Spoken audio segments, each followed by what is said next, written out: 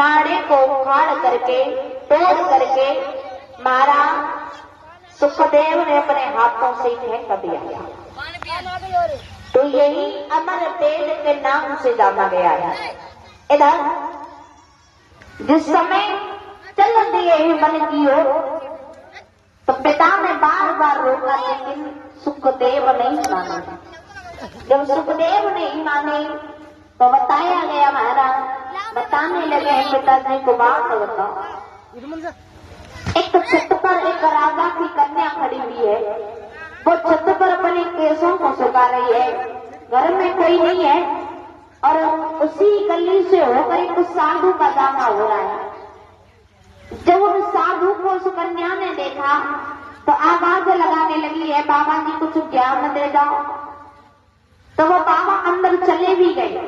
एक बात बताओ, जब सियानी लड़की है, घर में कोई है नहीं, बाबा भी जवान है, तो जैसे ही एक सिपाही ने देखा तो सोचने लगा है कि बाबा गलत नहीं है कुछ।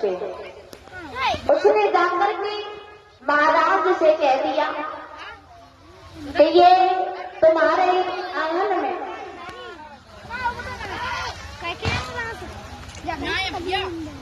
अरे 51 रुपए कल्लू शर्मा की, हमारे राजी भैया के पिताजी जो गाँव इंता चाहिए, हमें ने क्या आशीर्वाद देंगे, बल्कि हम तो इनसे आशीर्वाद लेने की कामना करेंगे।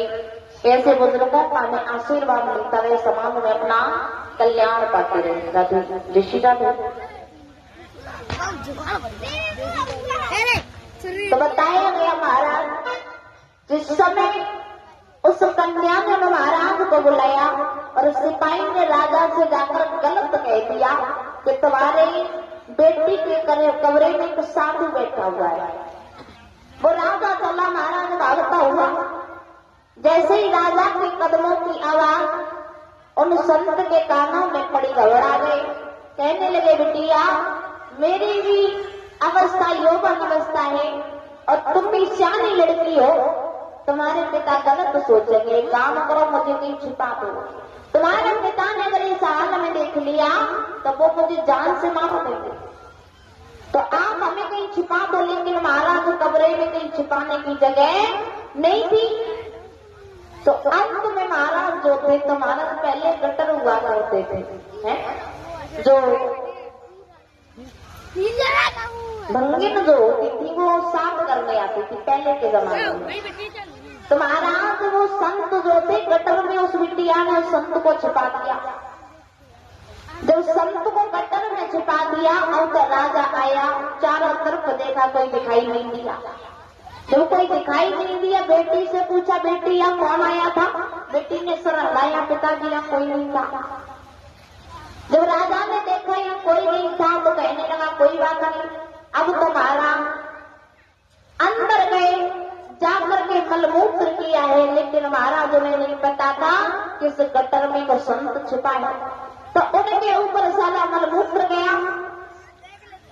उसके बाद में संत ने देखा कि महाराज आज कैसे भी बच जाए, लौट करके सवेली की तरफ कभी आंख उठा करके नहीं देखूंगा।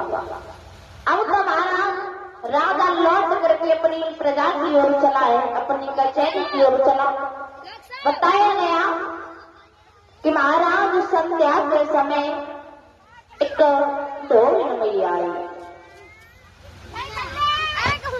उसने जिस समय उसे साफ किया है तो उस गटर में महाराज संत बैठे हुए हाथ जोड़ करके कहने लगे, भैया आज हमें कैसे भी बचा लो।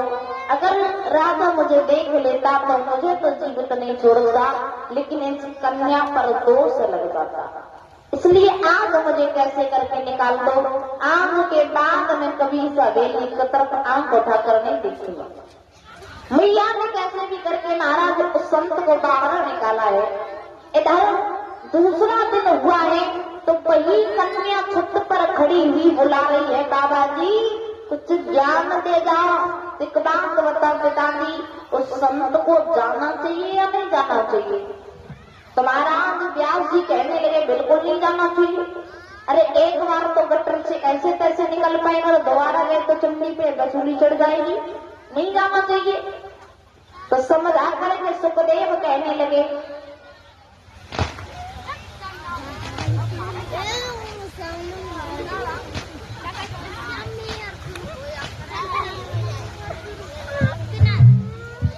अब तुम्हारा हुआ ऐसा। व्यास जी कहने लगे लाला बिल्कुल नहीं जाना चाहिए। तो सुखदेव जी कहने लगे पिताजी उसी प्रकार हमें कीचड़ से निकाल करके कीचड़ में मत घसीटो। अब तो अपने पिता के चरणों को स्पष्ट किया है, जाने की आज्ञा ली है। और महाराज सुखदेव दो पे जाने लगे जहां 88,000 ऋषि बैठे हुए थे। जैसे ही सभी ऋषियों ने देखा, खड़े होकर के प्रणाम किया है, एक ऊंचा सा आसन डाला और उसी आसन पर श्री सुखदेव जी को विराजमान किया है। तो आइए इससे आगे की कथा कल सुनाई जाएगी। सभी लोग तालियां बजाते हुए 2 लाइन का कीर्तन बोलते हुए चलेंगे। उसके बाद आरती प्रसाद देने के बाद अपने घर जाए। और ध्यान दें, कल महाराज भोले बाबा का विवाह होगा।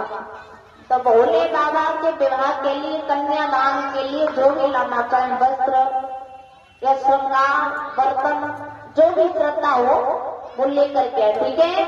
और वृद्ध झांकियों द्वारा कल भोले बाबा की कथा को सुनाया जाएगा, दिखाया जाएगा। तो देखो ना भोले और भोले बाबा की बारात में कौन कौन जाएंगे महाराज? जाओगे? और सुंदर जाओगे?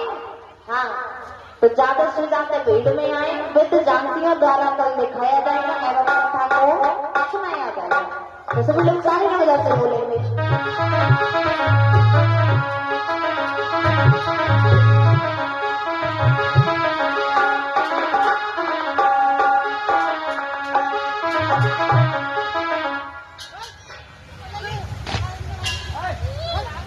तुम्हारा सभी लोग तालियां बजाते हुए प्रेम भाव से बोलते हुए चलेंगे।